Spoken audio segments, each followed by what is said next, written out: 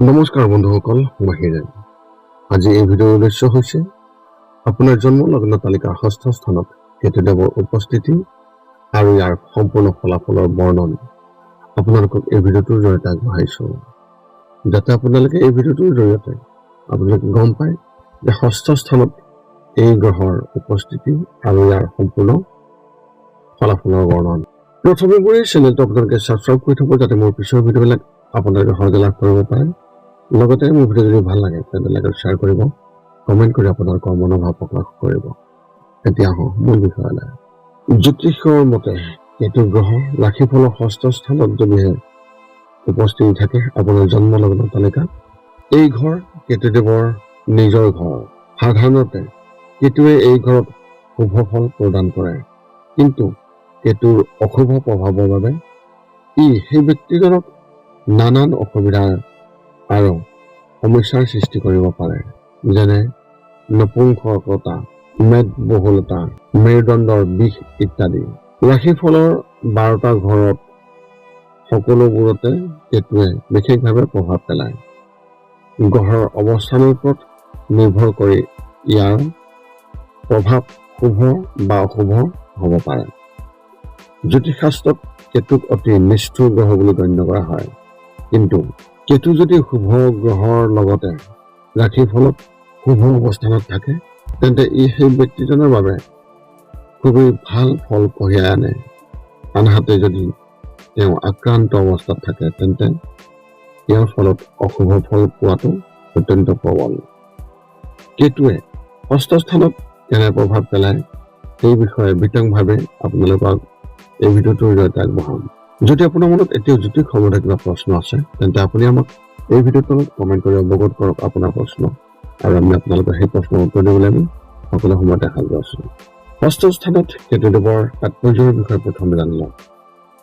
জ্যোতিষশাস্ত্ৰত কেতু অশুভ গ্ৰহ বুলি গণ্য কৰা হয়, কিন্তু কেতুৱে কেৱল এজন ব্যক্তিৰ বাবে নেতিবাচক ফলাফল প্ৰদান কৰাই নহয়, শুভ ফলাফলো বিশেষভাৱে প্ৰদান কৰে, কিয়নো ইয়াক আধ্যাত্মিকতা, বিচ্ছিন্নতা, পৰিত্ৰাণ, তান্ত্ৰিক জ্ঞানৰ বাবে দায়বদ্ধ গ্ৰহ বুলি গণ্য কৰা হয়।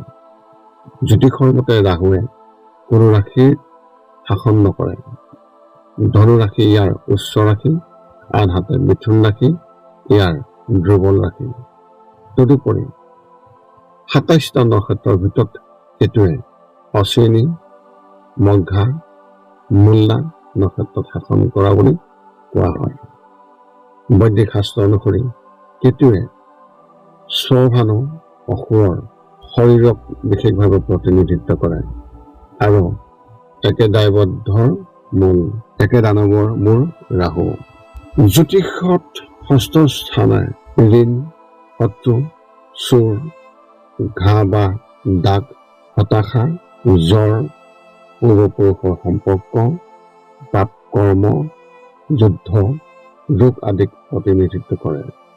এই ঘৰটোৱে কঠোৰ পৰিশ্ৰম, প্ৰতিযোগিতা, কষ্টৰ জৰিয়তে জীৱনৰ অগ্ৰগতি প্ৰকাশ কৰে। কোনো ৰোগ বা বেমাৰৰ প্ৰকৃত অৱস্থা ষষ্ঠ স্থানৰ পৰাই নিৰ্ণয় কৰিব পাৰি। ইয়াৰ দ্বাৰা এজন ব্যক্তি কিমান দিনলৈ কোনো ৰোগত ভুগি থাকিব বা সেই ৰোগৰ পৰা সুখ হ'বনে নাই সেই কথা বিশেষভাৱে পোহৰলৈ আহে। এতিয়া আমি জানিম কেতুদেৱৰ শুভ আৰু অশুভ প্ৰভাৱৰ বিষয়ে সম্পূৰ্ণ বৰ্ণন।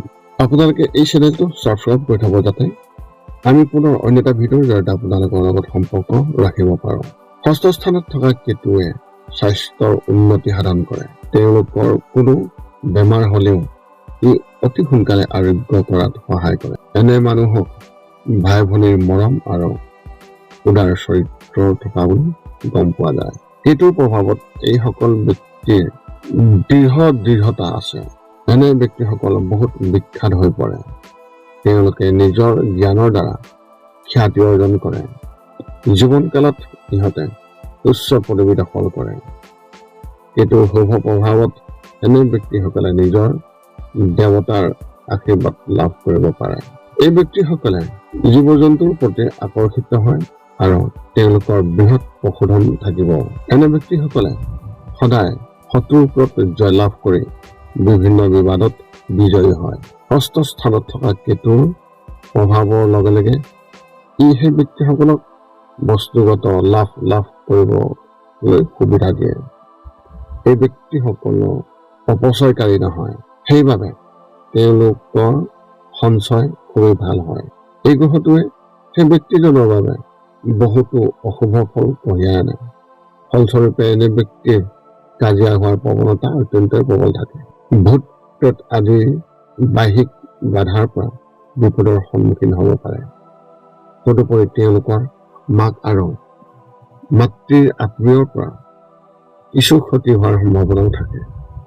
মাতৃৰ ফালৰ পৰা আপুনি কম সুখ লাভ কৰিব বা কোনো কাৰণত মাতৃৰ ককাকৰ লগত আপোনাৰ মতানৈক্য হ'ব পাৰে, যাৰ ফলত মাতৃগৃহত আপুনি প্ৰাপ্য সন্মান লাভ কৰিব নোৱাৰিব। কেতুৰ অশুভ প্ৰভাৱৰ বাবে আপুনি দাঁতৰ সমস্যা বা ওঠৰ সমস্যাত ভুগিব পাৰে। অৱশ্যে বিভিন্ন প্ৰতিযোগিতামূলক পৰীক্ষা বা বিবাদৰ আপুনি সফলতা লাভ কৰিব। বৈদিক জ্যোতিষশাস্ত্ৰ অনুসৰি ষষ্ঠ স্থানত কেতু গ্ৰহৰ অৱস্থান অত্যন্ত গুৰুত্বপূৰ্ণ আৰু ইয়াত মিশ্ৰিত ফলাফল প্ৰদান কৰে। ষষ্ঠ স্থানটো হ'ল শত্ৰু, ৰোগ, ঋণ, মায়া, মামা-মামী, দৈনিক কাৰ্যকলাপ আৰু সেৱাৰ স্থান। এই স্থানত কেতুদেৱৰ অৱস্থান বিশেষ ফলপ্ৰসূ। কেতুদেৱৰ শুভ ফলসমূহ প্ৰথমে জানি লওক।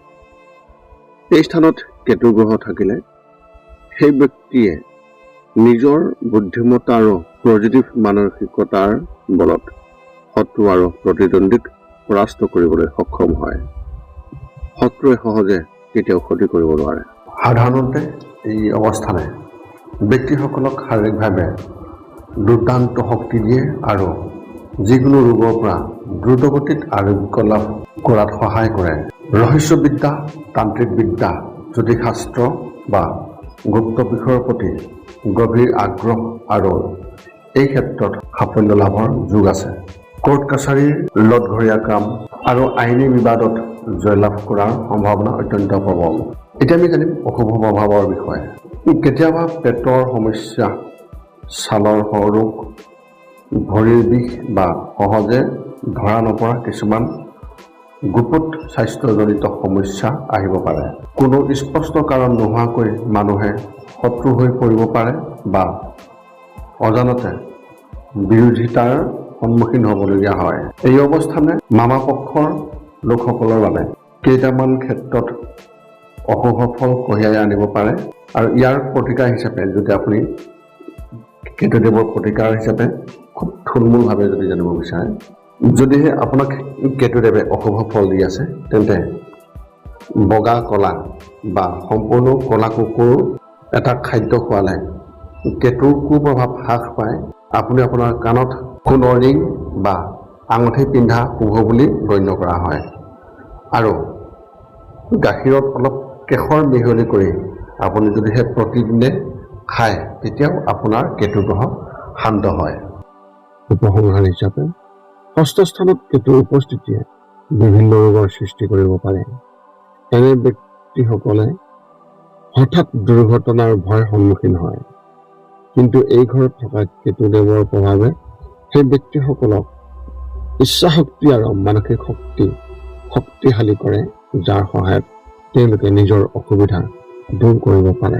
এই আছিল আপোনাৰ জন্মলগ্ন তালিকাৰ ষষ্ঠ স্থানত কেতুদেৱৰ প্ৰভাৱ আৰু আপুনি ইয়াৰ পৰা কেনেধৰণৰ সাৱধানতা অৱলম্বন কৰিব পাৰে তাৰে সম্পূৰ্ণ বৰ্ণনা আপোনালোকক আগবঢ়ালোঁ। যদি ভিডিঅ'টো ভাল লাগিল তেন্তে লাইক, শ্বেয়াৰ, কমেণ্ট কৰিব, চেনেলটো ছাবস্ক্ৰাইব কৰি থ'ব। পুনৰ লগ পাম অন্য এটা ভিডিঅ'ত। আজিলৈ ধন্যবাদ।